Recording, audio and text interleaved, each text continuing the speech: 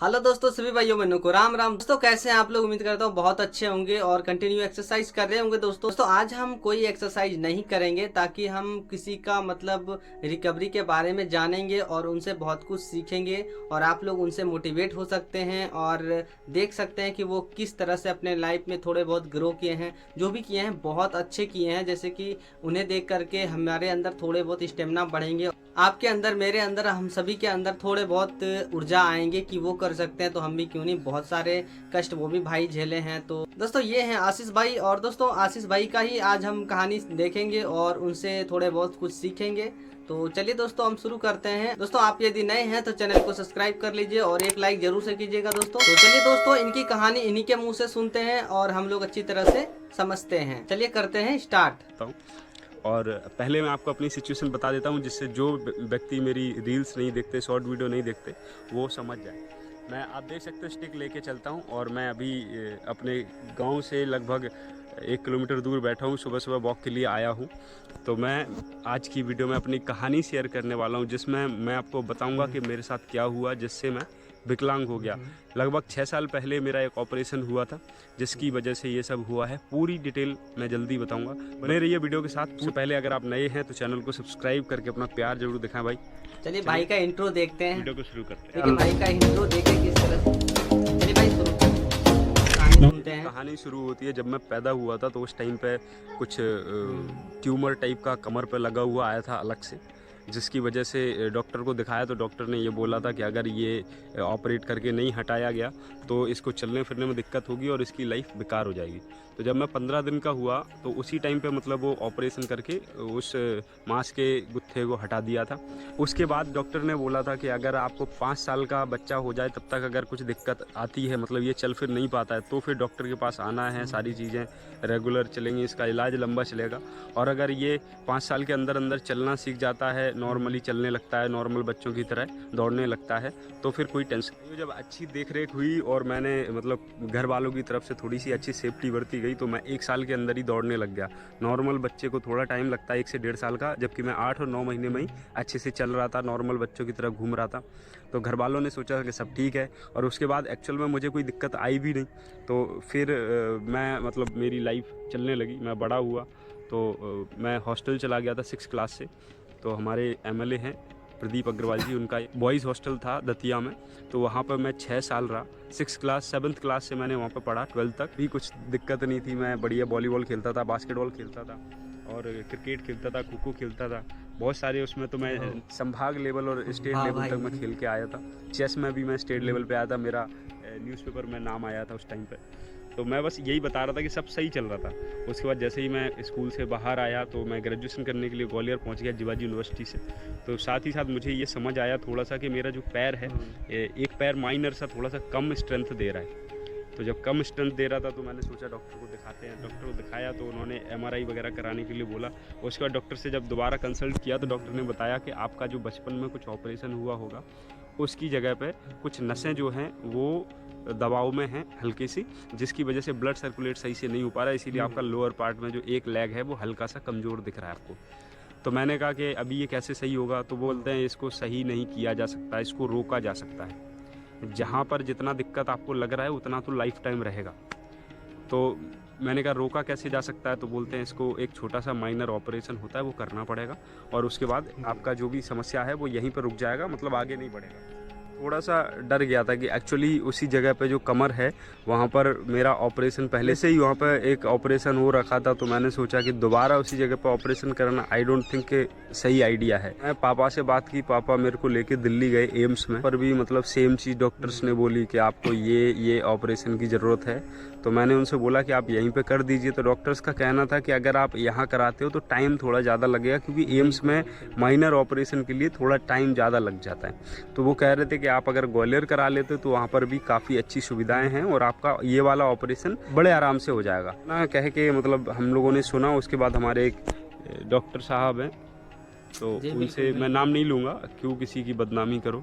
वैसे ही बहुत सारे लोग बोल रहे हो कि डॉक्टर बहुत अच्छा करते हैं, वो तो कोई नहीं बताता। तो मेरे साथ गलत किया है इसीलिए मैं बता रहा हूँ, बट उनका नाम फिर भी नहीं ले रहा हूँ।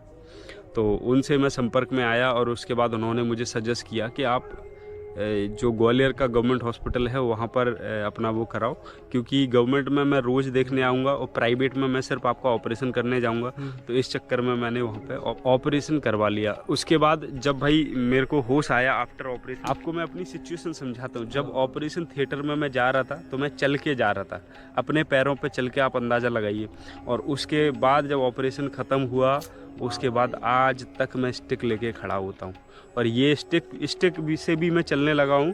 तो कम आप देख रहे हैं दोस्तों कि भाई भी बहुत दिन बाद ही चले हैं, जैसे कि इन्हें भी बहुत ज़्यादा देख रहे हैं कि 6 साल से प्लस का टाइम हो रहा है। इन्होंने भी बहुत ज़्यादा संघर्ष किया है और बहुत ज़्यादा दिक्कतें झेली हैं, और जो भी हुए हैं भाई से खुद ही सुनते हैं आगे भी, और सीखते हैं कि भाई ने क्या क्या किया और कैसे क्या किया है ना। चलिए भाई से ही सुनते हैं। कम से कम 6 साल हो गए हैं तब मैं चल पा रहा हूँ। पहले तो मैं 2 लोगों के सहारे खड़ा होता था और फिर भी 10 कदम चलता था और गिर जाता था। ऑपरेशन के बाद भाई मेरी पूरी लाइफ बदल गई। उसके बाद मैं चल नहीं पा रहा था, खड़ा नहीं हो पा रहा था। अपने जो भी दैनिकटी के बाद जब छुट्टी हुई तो फिर दोबारा से डॉक्टर के पास गए हम, तो डॉक्टर ने सीधा बोल दिया था कि भाई आपको कुछ फ़ायदा हुआ नहीं है। तो आपकी फिर उसने बताया कि कुछ नसें हैं जो आई थिंक छिल गई हैं, जिसकी वजह से आपका कमर का नीचे का पूरा मांस, पूरा जो भी स्ट्रेंथ है वो सब चला गया था। मतलब खाली हड्डियाँ रह गई थी और खाल रह गई थी। तो कह सकते हैं कि अगर सीधी भाषा में कहें तो कमर के नीचे का पूरा हिस्सा खत्म समझो, मतलब ऐसा समझ लो कि खत्म हो गया था। तो ये चीज़ मैंने झेली है। उसके बाद फिर मैंने बहुत सारा टाइम एक्सरसाइज किया। दिन में 2 बार फिजियोथेरेपी जाता था, 4-4 घंटे वहाँ पे खड़े होने का, बैठने का जो रेगुलर मूवमेंट। दोस्तों भाई ने जो बताया बिल्कुल सही, जैसे कि उनके पूरे मसल्स खत्म हो गए थे, सिर्फ खाल बचे थे, हड्डियां बचे थे, है ना। दोस्तों ऐसे ही सिचुएशन मेरे साथ भी हुए थे, और मेरे भी पैर पूरी तरह से सूख गए थे, मसल्स पूरी तरह खत्म हो गए थे, सिर्फ हड्डियां बचे थे और स्किन पूरी तरह से लटक गए थे, है ना। तो ऐसा ही कंडीशन दोस्तों मेरा भी था। तो चलिए भाई का और भी देखते हैं और सुनते हैं। होते हैं उसकी मतलब प्रैक्टिस करता था, तब जाके 2 या 3 साल लगे मुझे खड़ा होने में, नॉर्मल चलने में। और ये स्टिक से अभी मैं चल लेता हूँ। और बहुत सारी दिक्कतें मतलब ऐसी मैं फेस करता हूँ डेली लाइफ में। मेरे को यूटीआई इन्फेक्शन हो जाता है, मैं बताना नहीं चाहता था लेकिन मैं बता रहा हूँ। तो अभी तो यूटीआई इन्फेक्शन में फ़ायदा हो गया है, लेकिन पहले ऐसा था कि भाई मैं रात को सो रहा हूँ तो सुबह तक मेरे को टॉयलेट आ जा रही है और बहुत सारी दिक्कतें हो रही हैं, पता नहीं चल रहा है। तो अभी तो खैर सब चीज़ें सही हो गई हैं, बहुत सारी चीज़ें हैं जो सही हैं। और मतलब जितना आपको दिख रहा है ना उससे कम से कम 10 गुना ज़्यादा अंदर धंसा हुआ हूँ मैं, है ना। और स्ट्रेंथ के मामले में जितना आपको कमज़ोर दिखता हूँ इतना कमज़ोर हूँ नहीं मैं चल लेता हूँ 2-5 किलोमीटर आराम से, मैं वॉक कर लेता हूँ।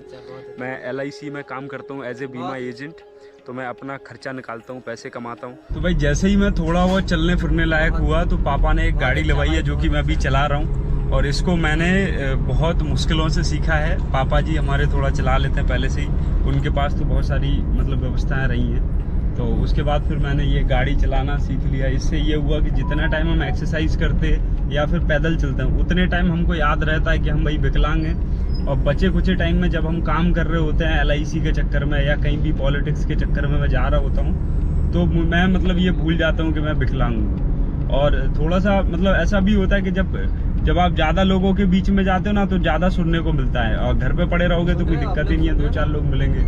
तो नेगेटिविटी दोनों साइड बहुत सारी होती है भाई। लेकिन अभी 6 साल हो गए मेरे को और मैं मेहनत कर रहा हूँ, मेरी लाइफ ठीक ठाक चल रही है, मतलब दिखने में लग रहा है, मुझे भी ऐसा लग रहा है। और आप लोगों का इतना प्यार आ रहा है भाई, मैं क्या बताऊँ। और एक्सरसाइजेस मैं कर रहा हूँ, मेरा एक मन है कि मैं अपने खेत पर या कहीं भी जगह पे एक ऐसी जगह बनाऊँ जहाँ पे मैं अच्छे तरीके से खुल के एक्सरसाइज कर सकूँ। क्योंकि अभी भी मुझे यूरिन से रिलेटेड कुछ समस्याएं हैं, इसको भी मतलब ये जानना था कि मैं ऐसा बीमार कैसे हुआ। मैं पूरी कहानी बता चुका हूँ आप लोगों को। बाकी मैं भी कमा रहा हूँ, मेरा ठीक ठाक चल रहा है, बहुत दिमाग चलाता हूँ भाई। और बस मैं एक काम करता हूँ, मैं बस दिमाग पे कुछ भी चीज़ नहीं लेता हूँ। बीमार हो गया हूँ कोई दिक्कत नहीं है, ठीक होऊंगा कि नहीं होऊंगा पता नहीं है, तो कोई बात नहीं, हो ही जाएंगे ठीक। आज नहीं तो कल हो जाएंगे, कल नहीं तो 1 साल बाद हो जाएंगे, 1 साल नहीं तो 10 साल बाद हो जाएंगे। क्या करना है, मेहनत ही तो करनी है, तो वो हम कर रहे हैं, उसके अलावा हम कुछ कर नहीं सकते हैं। तो आपसे भी यही कहेंगे कि अगर आपको भी मेरे जैसी कोई समस्या है तो आप भी टेंशन लेना छोड़ दीजिए, आप बस मेहनत कीजिए, और इतनी मेहनत कीजिए कि आपकी बीमारी खुद ब खुद भाग जाए। चलिए दोस्तों, आज की वीडियो में बस इतना ही, फिर मिलते हैं किसी और वीडियो के साथ। तब तक के लिए जय हिंद, वंदे मातरम। दोस्तों उम्मीद करता हूँ कि आपको इनकी कहानी बहुत अच्छा लगा होगा और आप इनसे बहुत कुछ सीखे होंगे। दोस्तों जैसे कि इन भाई को आप देख रहे हैं कि ये बहुत अच्छा ग्रो कर चुके हैं, जैसे कि अपने पैरों पे चल रहे हैं, थोड़े बहुत सपोर्ट के साथ चल रहे हैं। दोस्तों उनसे कोई नहीं, कुछ ही दिन में ये भी सपोर्ट उनके ख़त्म हो जाएंगे। दोस्तों सही बोला भाई ने कि हमें कभी भी मतलब रुकना नहीं चाहिए, कंटिन्यू प्रॉपर एक्सरसाइज करने चाहिए और हमेशा आगे बढ़ते रहने चाहिए, है ना। दोस्तों जो भी भाई ने कहा मुझे बहुत अच्छा लगा और आपको भी अच्छा लगा होगा। दोस्तों इसी तरह से आप आगे बढ़िए और कंटिन्यू एक्सरसाइज कीजिए।